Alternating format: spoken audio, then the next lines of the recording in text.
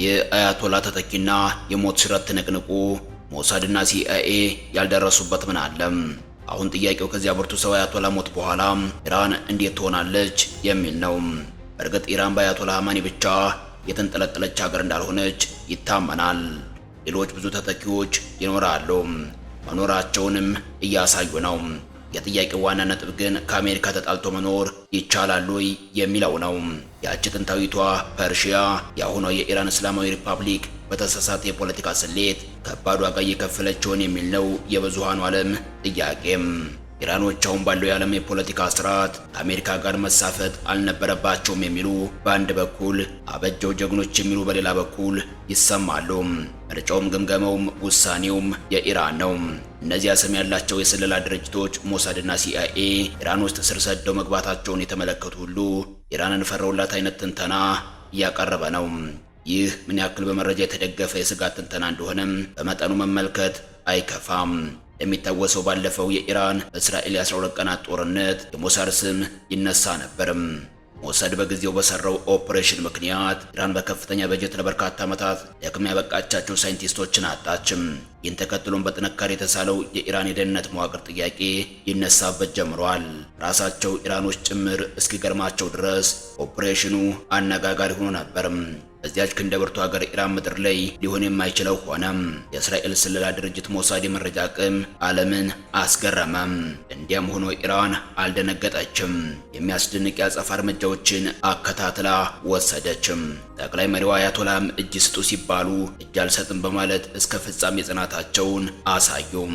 የጽናታቸው ተተኪያቸውን ወይንም ለተተኪነት የተዘጋጁ ወራሾቻቸውን እንዳበረታ በአጸፋ እርምጃቸው እየታየ ነው።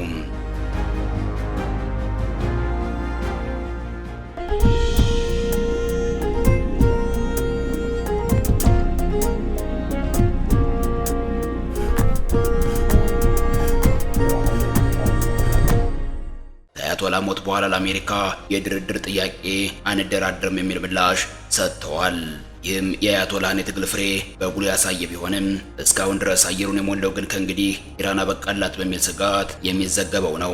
ጀግና መፍጠር የማይሳናት ኢራን ሌላ አያቶላዎችን በትፈጥርም ከዚህ በኋላ ሞሳድና ሲአይኤ ያልደረሱበት ምን አለ የሚለው ጥያቄ ገና በቂ ምላሽ አላገኘም። ባለፈው ጦርነት የእስራኤሉ የስለላ ድርጅት ሞሳድ ከሰራው ኦፕሬሽን በከፋ መልኩ በዚህኛው ጦርነት የአሜሪካው የስለላ ድርጅት ሲአይኤ የሰራው ኦፕሬሽን ታላቁን የአብዮት ሰው አያቶላህ አሊን ያሳጣ ሆኗል።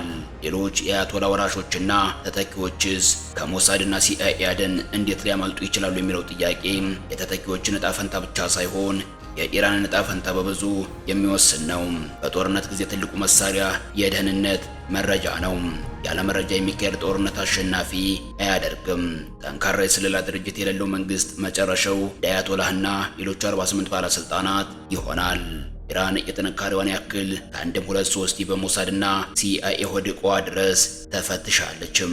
ባለፈው ሞሳድ እነዚያን ብርቅዬ ሳይንቲስቶች በተኙበት ጸጥ የሚያሰኝ መረጃ ለእስራኤል ሰጥቶ እስራኤልም ያን መሰል ጥቃት ፈጽማለችም። በዚህኛው ጦርነት ደግሞ ሲአይኤ አሊ ኻሜኒን ለመግደል የሚያስችል መረጃ ለሞሳድ ሰጥቶ ሞሳድም ለእስራኤል ሰጥቶ እስራኤልም ሰዓት ሳታባክን አያቶላህን ገደለችም። በኋላ ሞሳድ የኻሜኒን አስከሬን ፎቶግራፎች ይዛ ብቅ አለችም። የኢራን መንግስት ፎቶግራፉን የስነ ልቦና ጦርነት እንጂ ትክክለኛ መረጃ አይደለም አለም። አድናቂዎቻቸው እንዳፊ አድርገው አሉ፣ ግን አልሆነም።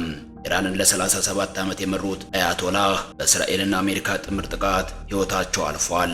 ፎቶግራፉ የተነሳው ኻሜኒ በመስሪያ ቤታቸው እንዳሉ ጥቃት ከተፈጸመ በኋላ መሆኑ ሲረጋገጥ ሞሳድ ወደ ኢራን በጥልቀት እንደገባ ለመረዳት በቂ ማስረጃ በመሆኑም የአያቶላ ተተኪዎች ህልውና ጥያቄ ውስጥ ሊገባ ችሏል።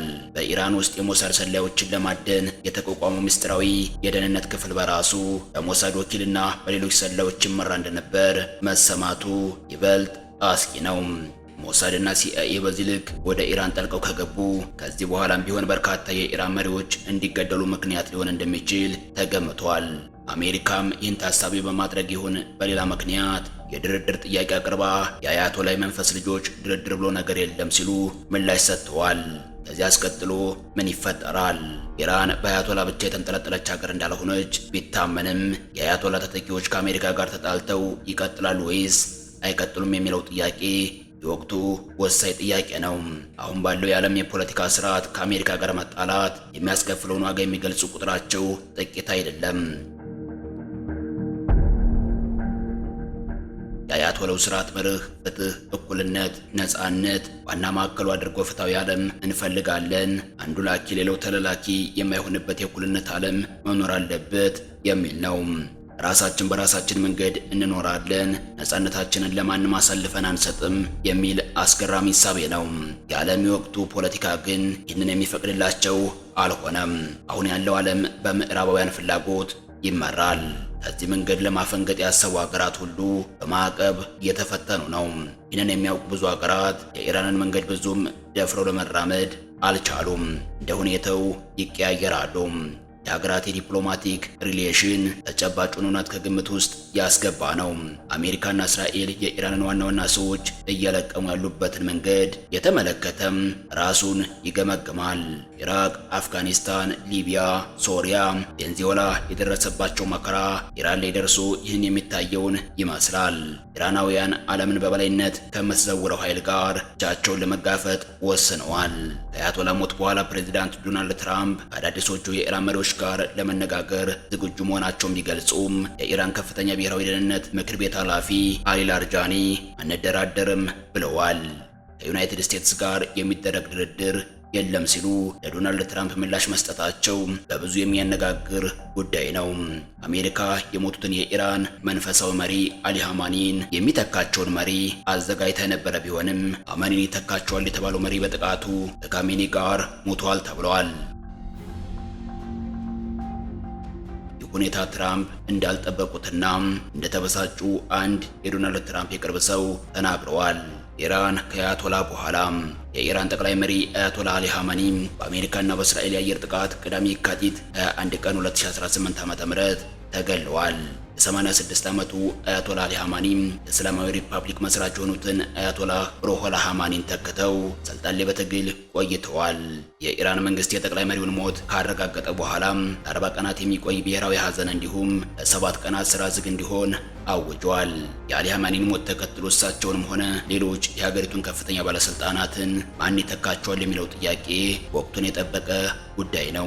የኢራን አብዮት ከአውሮፓውያኑ 1979 ወዲህ በጥር ወር የተካሄደውን ህዝባዊ አመጽ ጨምሮ ከባድ የህልውና አደጋ አጋጥሞታል። በኢራን ህገ መንግስት ላይ በግልጽ እንደተቀመጠው ቀጣዩ መሪ የሚመጣው ከፍተኛ መንፈሳዊና ፖለቲካዊ ስልጣን ባላቸው የባለሙያዎች ጉባኤ መሆኑ ይታወቃል። ይህ የባለሙያዎች ጉባኤ በየ8 ዓመቱ የምክር ቤቱ ጠባቂዎች በሚል የሚመረጡ 88 ከፍተኛ የሃይማኖት አባቶች አሉትም። እነዚህ የሃይማኖት አባቶች አክራሪ አቋም ያላቸው የበላይ ባለስልጣናት ናቸው። እናም የሚቀርቡላቸውን ሁሉንም እጩዎች ይመዝናሉ። በ2024 በተደረገው ምርጫ የጠቅላይ መሪው ታማኝ የሆኑ ቡድኖች ሁሉንም መቀመጫዎች አሸንፈዋል። 4 የጉባኤው አባላት በሞት በመለየታቸው የተነሳ መቀመጫዎቹ እስካሁን ድረስ ክፍት ናቸው። እነዚህ ክፍት ቦታዎች በ2026 ግንቦት ወር በሚካሄድ ምርጫ ይሞላሉ ተብሎ የሚጠበቅ ነው። በሀገሪቱ ህገ መንግስት አንቀጽ 111 አዲስ መሪ እስኪመረጥ ድረስ የጠቅላይ መሪውን ኃላፊነት በጊዜያዊነት 3 አባላት ያሉት ምክር ቤት እንደሚረከብ ይገልጻል። የጊዜያዊ አስተዳደሩ ምክር ቤት ፕሬዝዳንት መሱድ ፔዚሽኪያን፣ የፍትህ ሚኒስትሩ ጎላም ሆሴን ሞይሰኒ ኤጀና የበላይ ምክር ቤት አባል ከሆኑ መካከል አንድ የሃይማኖት መሪ የሚካተቱበት ነው። የጊዜያዊ አስተዳደሩ 3 አባል የሚሰየመው ከፍተኛ ስልጣን ባለው የሳዴቅ አሞሊ ላርጀን የሚመራ ከፍተኛ የግልግል ምክር ቤት ነው። ይህ የግልግል ምክር ቤት የኢራን ከፍተኛ የስልጣን አካል በሆኑት መካከል አለመግባባት ሲከሰት ውሳኔ የሚሰጥ ሲሆን አባላቱም በበላይ መሪው የሚሾሙ ናቸው። የካቲት 22 2018 ዓ.ም ወግ አጥባቂ የሆኑት አሊ ሬዛ ራፊ የጊዜያዊ አስተዳደሩ ምክር ቤት 3ኛ አባል ሆነው የተሾሙ ሲሆን ጠቅላይ መሪውን ከሚተኩ ሰዎች መካከል ጠንካራ ተፎካካሪ ይሆናሉ ተብሎ ይጠበቃል። የሳዲቅ ላሪጃኒ ወንድምና የብሔራዊ ደህንነት ምክር ቤቱ ተጽዕኖ ፈጣሪ ጸሐፊ የሆኑት አሊ ላርጃኒ ለሀገሪቱ ብሔራዊ ቴሌቪዥን እንደተናገሩት ምክር ቤቱ የካቲት 22 ቀን 2018 ዓ.ም ጉባኤውን ያካሂዳል። በዚያው ዕለት ፕሬዝዳንት ፔዚሽኪያን ምክር ቤቱ ስራውን መጀመሩን ተናግረዋል። ምንም እንኳን አዲስ መሪ ይሰየማል ተብሎ የሚጠበቀው የባለሙያዎች ምክር ቤት ጉባኤ ወዲያውኑ ስራውን ቢጀምርም እስከ መቼ ድረስ ለሚለው በህጉ ላይ የተቀመጠ ቀነ ገደብ ግን የለም። ማንኛውም ተመራጭ የመራጮችን 2/3 ድምፅ ማግኘት ካልቻለም የጊዜያዊ ምክር ቤቱ ሀገሪቱን ማስተዳደር ይቀጥላል። ሁሉም አባላቱ ለሃማኒ ታማኝ ቢሆኑም ለውጥ ፈላጊ የሆኑት ፕሬዝዳንት ፔዜሽኪያንን የመሰሉ ሰዎች መኖራቸው በዚህ ወሳኝ ወቅት ላይ ለውጥ ያመጣል።